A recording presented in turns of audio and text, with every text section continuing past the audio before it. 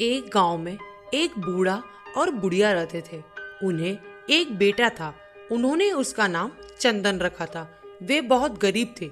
चंदन जब बहुत कम उम्र का था तभी उसके माता पिता मर गए। छोटी उम्र में ही चंदन को नौकरी करनी पड़ी। गांव के कुछ दयालु लोगों ने चंदन की मदद करनी चाहिए, परंतु स्वाभिमानी चंदन को वह मंजूर नहीं हुआ। उसने किसी की दया नहीं चाही। वह एक आदमी के यहाँ गया और उससे नौकरी के लिए बोला।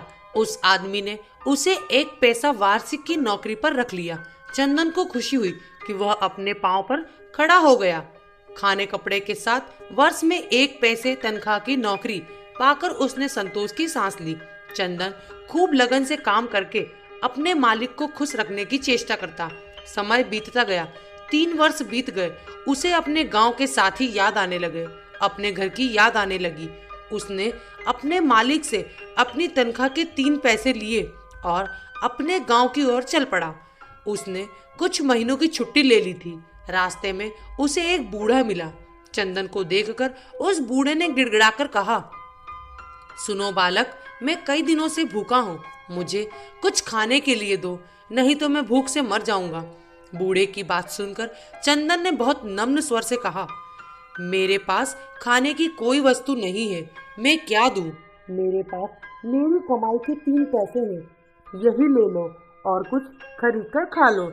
उसने अपनी जेब से 3 पैसे निकालकर उसे दे दिए। चंदन ने जैसे ही आगे बढ़ना चाहा, वैसे ही उसने देखा कि उस बूढ़े के चेहरे पर बड़ी बड़ी मूछें निकल आई है। यह देखकर चंदन के होश उड़ गए। वह पीपल की पत्ती की तरह थरथर कांपने लगा। उसे भयभीत देखकर उस आदमी ने कहा, डरते क्यों हो? तुम्हें हिम्मत से काम लेना चाहिए। मैं तुम्हारी दया की भावना से बहुत खुश हूँ। बिना लोभ रखे तुमने अपनी पूरी कमाई के पैसे मुझे दे दिए। 3 पैसे की जगह मैं तुम्हें 3 चीजें देता हूँ। आओ मेरे साथ चलो। त्याग करना बहुत बड़ी बात होती है। चंदन डरते डरते उस आदमी के साथ चलने लगा। अपने घर ले जाकर उस आदमी ने चंदन को एक सारंगी दी। बताया कि इसे तुम जैसे ही बजाओगे तो लोग नाचने लगेंगे। एक तीर धनुष देकर कहा, तुम जिस पर निशाना लगाओगे वह खाली नहीं जाएगा और तीर लौटकर तुम्हारे पास आ जाएगा। तीसरी चीज थी सच्चाई। उस आदमी ने वरदान में सच्चाई दी। बताया कि तुम जो कुछ कहोगे लोग उसी बात को सच मान लेंगे। तीनों चीजें देकर वह आदमी गायब हो गया। चंदन पहले तो बहुत घबराया, लेकिन फिर उसने हिम्मत से काम लिया। थोड़ी देर वह वहीं रुका रहा। इसके बाद चंदन वहां से आगे बढ़ा। वह गायब हुआ आदमी काफी देर तक वापस नहीं लौटा। चंदन ने कुछ दूर जाने पर देखा कि एक व्यापारी पेड़ की छाया में विश्राम कर रहा है। उस पेड़ पर एक खूबसूरत सी चिड़िया बैठी थी। उसे देखकर व्यापारी का मन ललचा उठा। उसने कहा, ओह, कोई उस चिड़िया को मेरे लिए मार देता तो मैं उसे ढेर सारे रुपए देता। चंदन ने कहा, आप चिंता मत कीजिए, और उसने निशाना साध कर तीर मारा। वह चिड़िया झाड़ी में गिर गई। चंदन बहुत खुश हुआ। खुशी से उसने सारंगी बजाई। व्यापारी हड़बड़ाकर चिड़िया पकड़ने के लिए झाड़ी में घुस गया। चंदन खुशी से अपनी सारंगी बजाने लगा। सारंगी की आवाज पर व्यापारी भी थिरक थिरक कर नाचने लगा। झाड़ी से उलझकर उसके कपड़े फट गए। वह अधनंगा हो गया। उसके शरीर पर काफी खरोंच लगी थी। उनसे खून बहने लगा था। व्यापारी की हालत देख चंदन को दया आ गई। उसने तुरंत सारंगी बजाना बंद कर दिया। सारंगी का बजाना बंद होते ही व्यापारी का नाचना बंद हो गया। व्यापारी ने उसे थैली भरकर रुपए दे दिए। इनाम पाकर वह खुशी खुशी घर की ओर बढ़ने लगा। व्यापारी को लोभ सताने लगा। हाथ से रुपए निकल जाने के कारण वह हाय हाय कर उठा। कुछ सोचकर वह चंदन के पीछे पीछे दौड़ने लगा। निकट पहुंचते ही उसने शोर मचाया, यह लड़का सोते में मुझ पर प्रहार करके मेरे पैसों की थैली छीनकर भाग रहा है। गांव वालों, इसे पकड़ो। गांव वालों ने चंदन को पकड़कर मारा पीटा और थाने ले गए। थानेदार ने चंदन से पूछताछ की। चंदन ने बताया कि व्यापारी झूठ बोल रहा है। चिड़िया मारने के एवज में इसने मुझे इनाम में रुपए दिए हैं।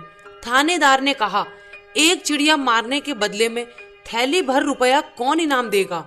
इनाम देने वाले के शरीर में खरोंच कैसे लगेगी? इसके कपड़े कैसे फटेंगे? चंदन जरूर चोरों के साथ का लड़का है। यह सोचकर उसने सिपाही से कहा, इसे जेल में डाल दो। जेल में बंद करने के लिए सिपाही चंदन को ले चले। चंदन ने मन ही मन कहा, उस बूढ़े ने तीसरी बात गलत बताई। फिर सोचा, जरा सारंगी बजाकर फिर आजमाऊं। मुसीबत के समय हिम्मत खोने से काम नहीं चलेगा। वह सारंगी बजाने लगा। वहां उपस्थित सभी लोग नाचने लगे।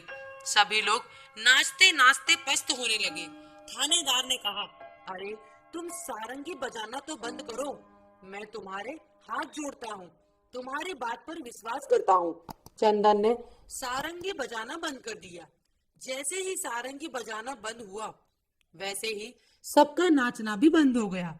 चंदन ने थानेदार को बताया कि मैंने इसी तरह से सारंगी बजाई थी और इस तीर से चिड़िया को मारा था। चिड़िया झाड़ी में गिरी और व्यापारी चिड़िया लेने गया।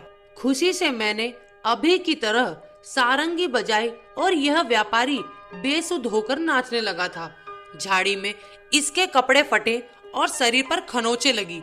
मैंने सारंगी बजाना बंद किया तो इसने यह थैली दी। अगर विश्वास ना हो तो मुझे उस झाड़ी के पास ले चलिए। आप लोग मैदान में नाचे थे, इसीलिए कपड़े नहीं फटे।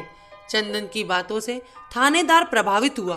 उसने व्यापारी को झाड़ी के पास चलने को कहा। थानेदार की बात सुनकर व्यापारी के होश उड़ गए। वह डर गया और सारी बातें सच सच बता दी। चंदन की सच्चाई से खुश होकर थानेदार ने चंदन को 1 थैली रुपए अपनी ओर से इनाम में दिए। व्यापारी को झूठ बोलने के जुर्म में जेल में बंद कर दिया। इसके बाद चंदन खुशी खुशी अपने घर की ओर चल पड़ा। दोस्तों, हमें इस कहानी से यही शिक्षा मिलती है कि कैसी भी परिस्थिति हो, हमें हमेशा सत्य ही बोलना चाहिए।